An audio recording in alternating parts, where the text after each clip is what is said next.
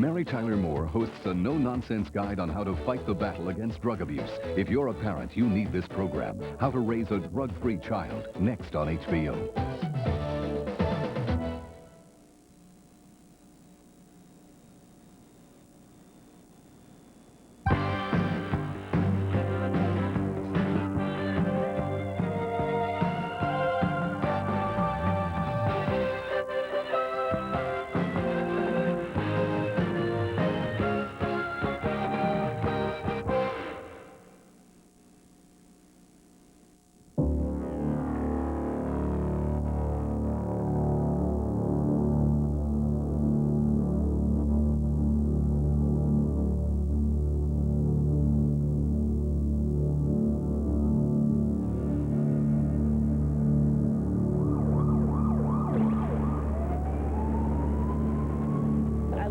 My mind, I lost control of my body, you know, and I came like this close, you know, picking up a razor and just ended it all.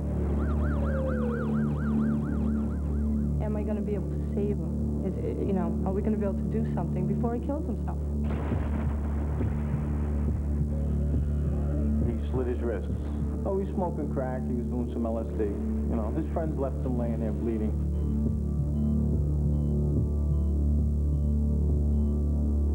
Terrified, tied or not, I really didn't. I was just waiting for somebody to kill me because I didn't have enough nerve to kill myself. I only hit my mom once, and that's when I went to jail.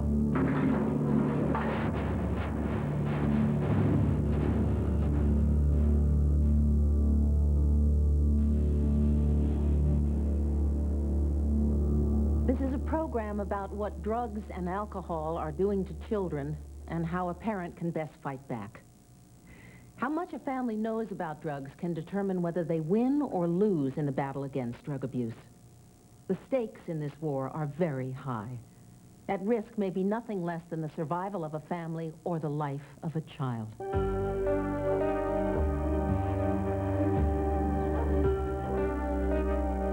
Danny was a very lovable child. He couldn't come into the house without giving you a hug and a kiss. He was always very friendly. And when he got involved with drugs, he got quiet, real quiet, just kept to himself and was like, you know, just leave me alone, kind of. I had no suspicions that Danny was this much in trouble. My husband and I had gone up to Cape Cod that Monday afternoon, and he helped us load firewood into the car, and we asked him to go with us, and he said no, he was going to get a job in the morning, and he had his days planned. And we went off.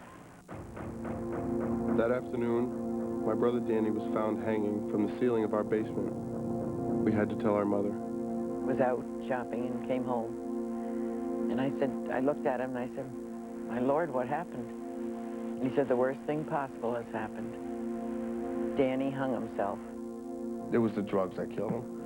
Because I firmly believe to this day, if he didn't get a hold of any coke or alcohol that night, he'd still be alive. Still a hard thing to believe that this child that loved everything could take his own life. Danny Gallagher, a suicide at the age of 19. One of the countless tragedies of drug abuse by young people in America. Rich and poor, black and white, children are drunk. Children are high, children are spaced out, children are dying. And something must be done to fight back. We must begin this war on drugs with information. We need to understand certain basic facts about drug use. For example, what is the likelihood that a child will try drugs? Where will he get them? How will he pay for them? A realistic program of opposition to drugs begins with knowing the correct answers to 5 basic questions. Question number 1, where do most kids get their first illegal drugs? From a teacher, from a drug dealer, from a close friend or relative. Where do most kids get their first drugs? The answer, according to experts, is a close friend or relative.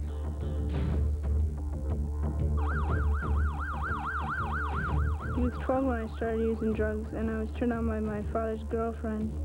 It was my 8th birthday, and my brother introduced me to angel dust. It was really easy for me to get my drugs without like really having to buy them because my brother was into them. He always had them. Anywhere in high school you could get crack cocaine, heroin. It's everywhere. If you know the right people, you got it. Fact. The younger a child is when he starts to use drugs, the more likely it is that he will become addicted. Fact. More than half of 10-year-olds who are drug users got their first drugs for free. How common is drug use? Teenagers are entitled to a certain amount of freedom, but when is that freedom abused? Question number 2. What percentage of high school kids try illegal drugs like marijuana, hashish, cocaine, or crack? Is it 15%, 40%, 60%? How many kids try drugs? The answer is 60%. 6 out of 10 of our children have tried marijuana, hashish, cocaine, or crack. And if you add alcohol, the number goes up to 90%. That's 9 out of 10 children trying drugs or alcohol before leaving high school.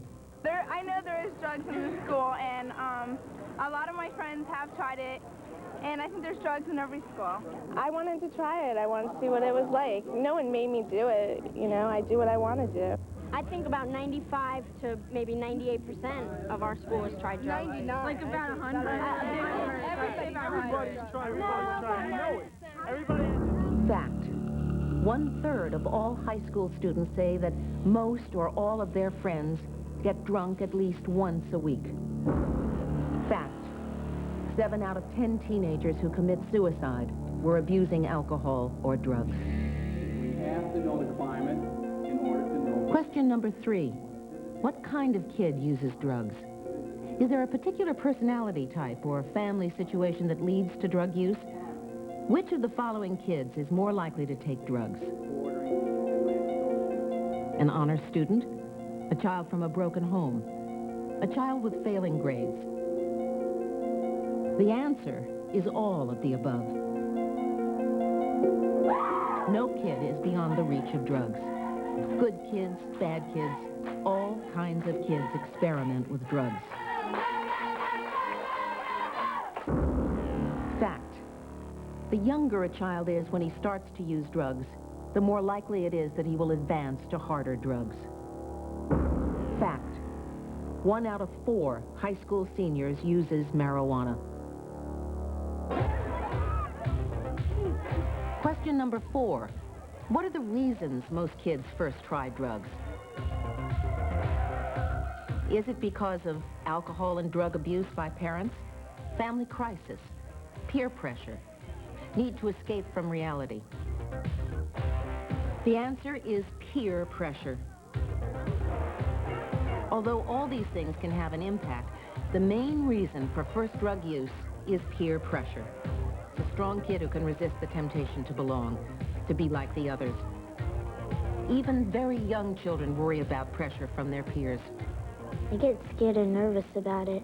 Why is that, Jennifer? Because next year in junior high school, I know that they're going to ask me if I want drugs or not. Everyone says, no, I'll never touch it, but sometimes their friends, it's just too heavy and they just crack. It'll probably be hard to say no, because like you'd be embarrassed or they'll make fun of you if you say no. It's difficult to deal with because you feel like they're going to make fun of you and you're going to be left out and you're going to feel like you're a nerd or a geek or something. Right now I'm saying no, and I'm hoping that I can still say no when I reach the point where I'm offered. Fact. 1 in 4 fourth graders reported that they had been pressured to try marijuana. Fact.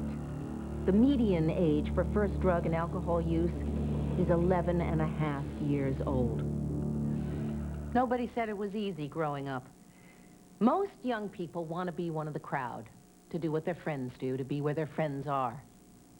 So, if drugs are part of growing up, a rite of passage that makes kids feel accepted, why not let teenagers experiment?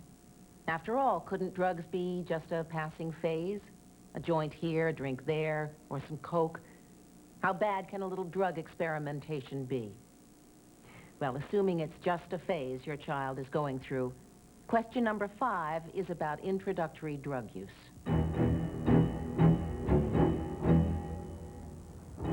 Question number 5. Which of the following drugs would it be safe to allow your child to experiment with? Marijuana, alcohol, cocaine. The answer is none of the above. All drug experimentation is dangerous. Marijuana, contrary to popular belief, can have serious and long-lasting effects. Cocaine is addictive, and alcohol can be especially damaging and dangerous. The single biggest killer of 16 to 24-year-olds is alcohol-related traffic accidents. Allowing your child access to alcohol can have deadly consequences.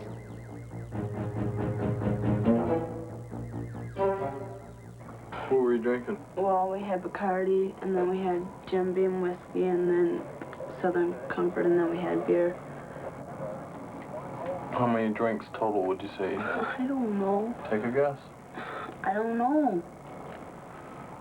How often do you drink? Sometimes every day, sometimes every other day. How much do you usually drink? Till I'm drunk. Fact. Of the 10 million alcoholics in America, more than a third are teenagers. Fact.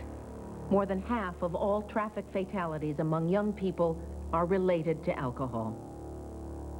When it comes to drugs, we must all face reality. Part of raising a drug-free child is learning what the major drugs are and what they do. It's amazing how little most parents know about the variety of drugs, the paraphernalia, and the symptoms. For example, do you know what crack looks like? What a roach clip is? What rolled-up dollar bills may be used for? Do you know what drugs cause kids to lose a lot of weight, or which ones cause glassy eyes? What you'll learn in the next 7 minutes may very well help save a child's life. Know the enemy, its paraphernalia, its method of attack. Marijuana. Smoked or eaten, marijuana is green or brownish leaves mixed with oval-shaped seeds. It has a strong, pungent smell. Kids call it grass, pot, weed, smoke, or reefer. A more potent derivative of marijuana is called hashish, or hash, a gummy, brownish-black substance. It is smoked in small pipes.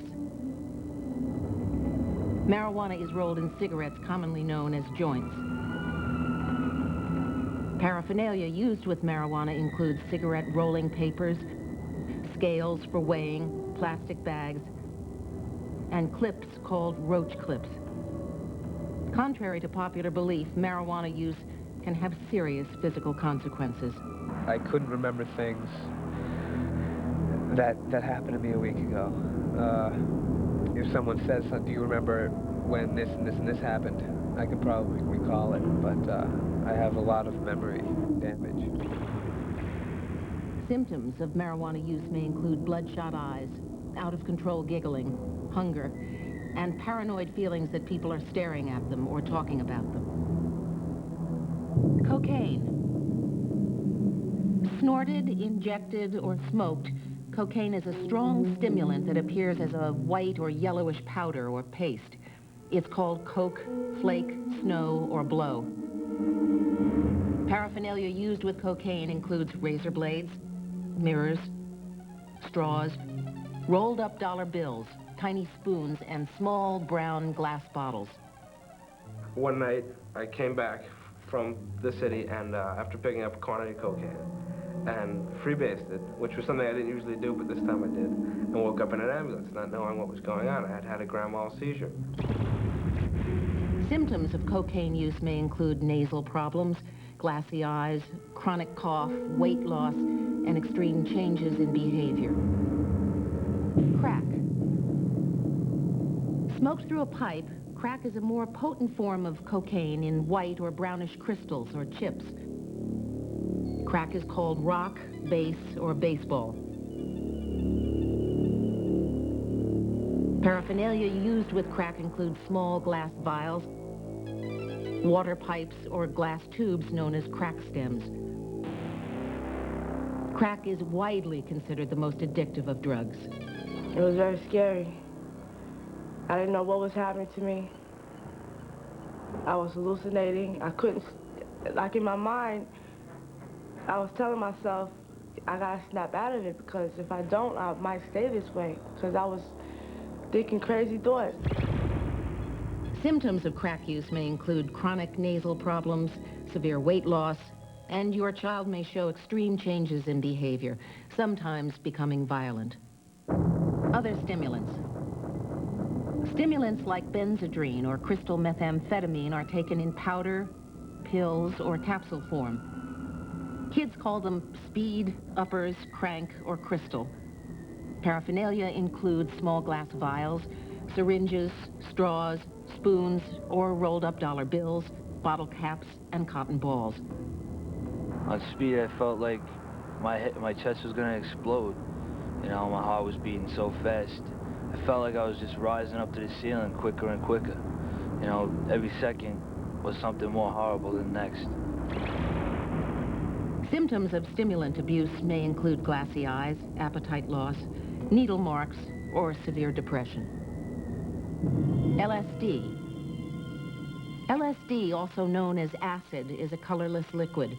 It is dropped onto sugar cubes or tiny bits of paper, often with hearts or other images on them, which are swallowed. Paraphernalia used with LSD can include cough drop tins, small glass bottles, and eyedroppers. I had a flashback. I was sitting at work, and I just blacked out. I couldn't see. I could see straight in front of me. Everything else around me was just a complete blur. It's insane. It's like just destroying your brain, and you go on trips that you can't even control. Like at one time you think it's fun, but then after it's over you realize you lost time on your life. Symptoms of LSD use can include dilated pupils, nervousness, and extreme mood swings.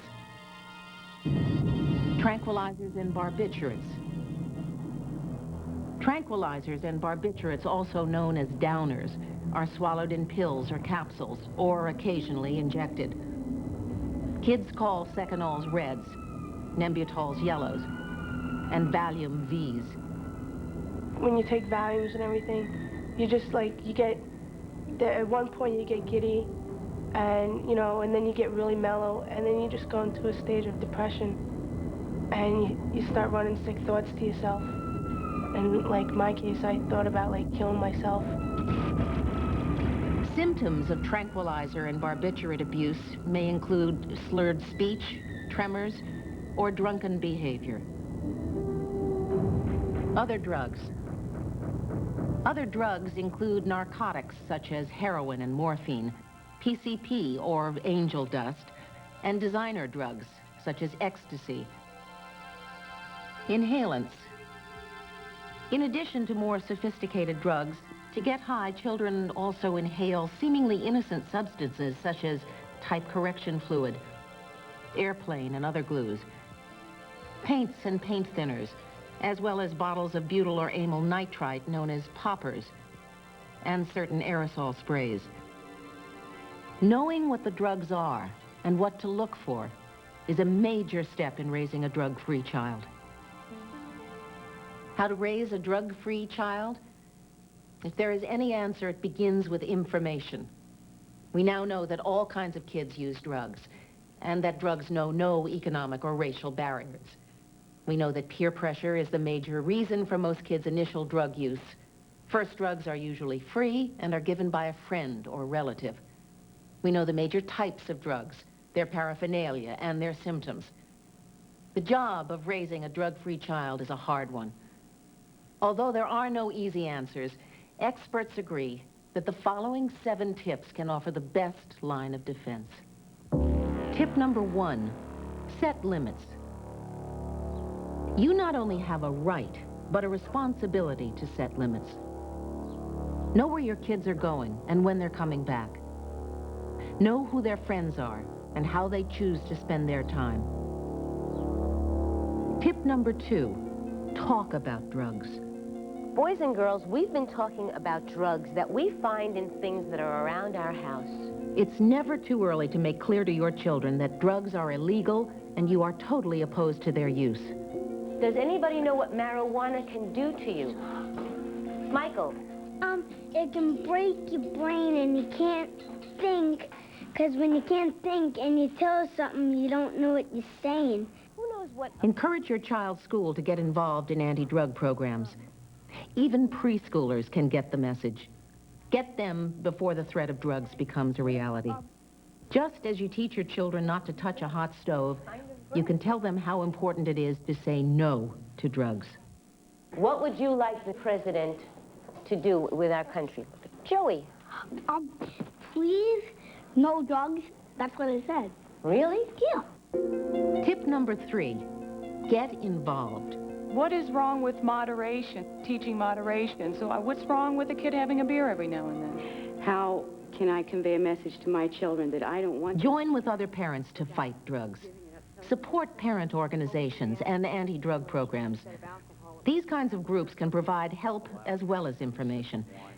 They also show your child that as a parent, you are actively involved in anti-drug activities. And say your child, who may be about 9 or 10, said, "Oh, what's that? Can I have a drink?" How would you handle that? Tip number 4, don't deny.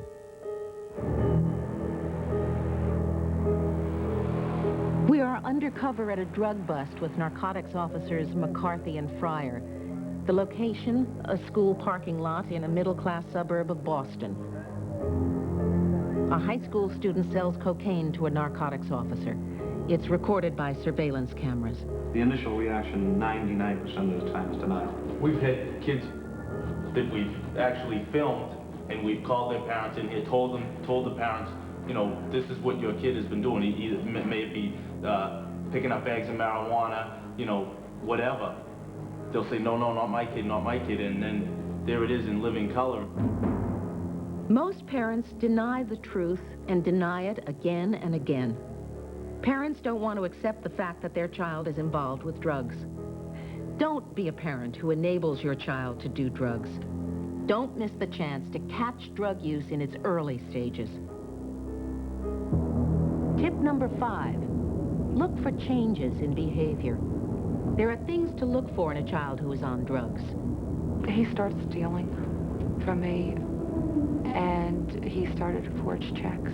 And I think she was shoplifting because she came home with things that she didn't have the money to buy because I knew she was buying drugs. His language at home deteriorated.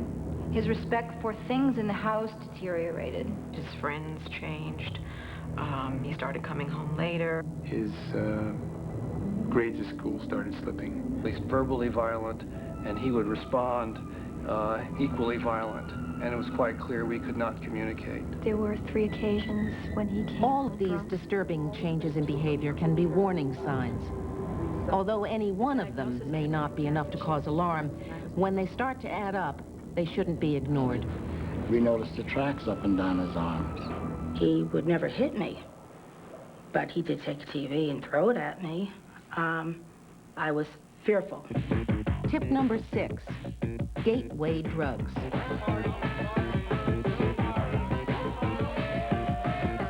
Recognize that alcohol is dangerous for your child. It's termed by experts a gateway drug. The gateway leads to other drugs, and the drug use escalates. I guess if I had a better personality, I'd be able to talk to chicks without beer. In today's world where the number of drugs available is greater than ever before, you must realize that your child's use of any controlled or illegal substance, even one as seemingly innocent as alcohol, paves the way for further use.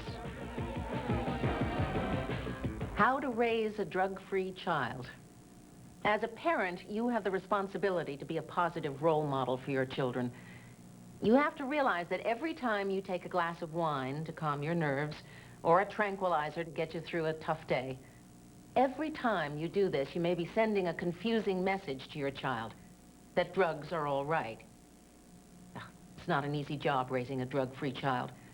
Remember, even if your children deny drug use, when it comes to drugs, experts say that kids seldom tell it like it is. Since 90% of kids in America have tried drugs or alcohol, your child has a good chance of being one of them, and you are not alone. If you find that your child is experimenting with drugs, don't panic. It's time to seek help. If you feel you've lost control of the situation, there are places you can go. The important thing is to reach out before it's too late. Tip number 7, get help. All over America, drug treatment centers are helping parents and children come to grips with the tragedy of drug abuse. I watched you be so unhappy for so long. And you knew it and I knew it. But I just didn't know how to reach you. I didn't know what to do. I don't have any more attention left to give you, and the attention that I got from you was negative attention. I knew what was going on with my daughter. I knew it for 2 years. I talked with her. I knew she had problems. She was suspended from school.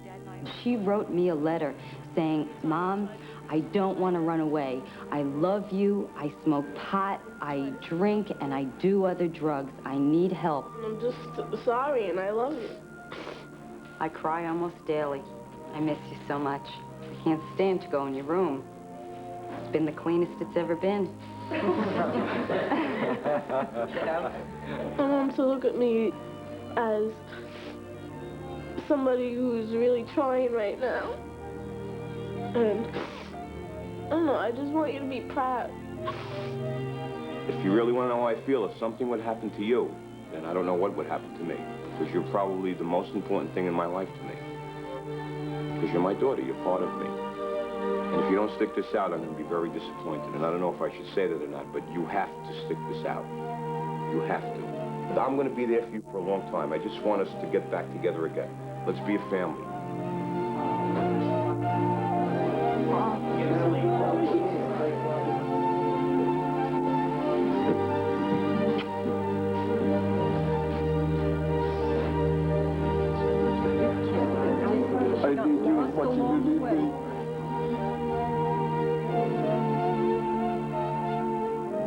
This program has tried to give you some of the information necessary to fight back in the war on drugs. A drug-free child is one who feels good enough about himself to not use drugs.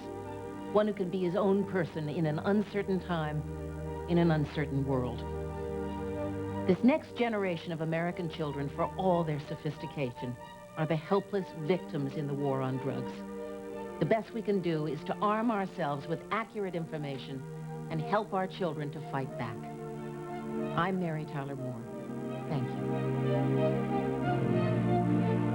For additional information, write American Council for Drug Education at Department HBO, 204 Monroe Street, Rockville, Maryland, 20850. Or call NIDA, the National Institute of Drug Abuse, for confidential counseling, information, and treatment programs at 1-800-662-HELP.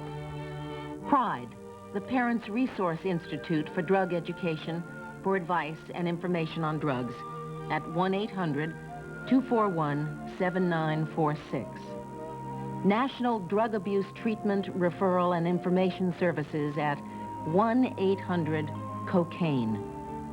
National Council on Alcoholism for alcohol treatment programs at 1-800-NCA-CALL.